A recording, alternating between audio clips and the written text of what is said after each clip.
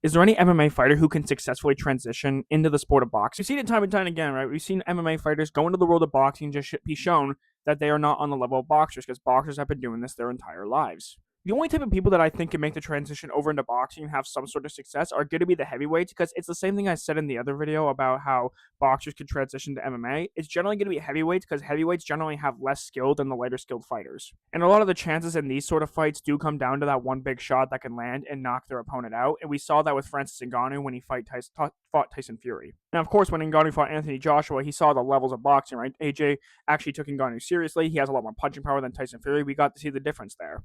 However, I do think if you took Ngannou around the time, let's say when he fought Stipe Miocic the first time, and let him train purely boxing up until this point, I think he would have become a much better boxer and potentially a top contender. Because look at guys like Deontay Wilder, for instance, right? I know he's an outlier at 1 in a billion because he does rely so much on that knockout power, but Ngannou has that same type of knockout power, and I'd argue he's actually more technical than guys like Deontay Wilder. However, would I see someone like Ngannou becoming world champion even with 5 to 7 years of extra training in pure boxing? No, but I think his chances would definitely skyrocket, and I think he could become a top contender mainly due to his power.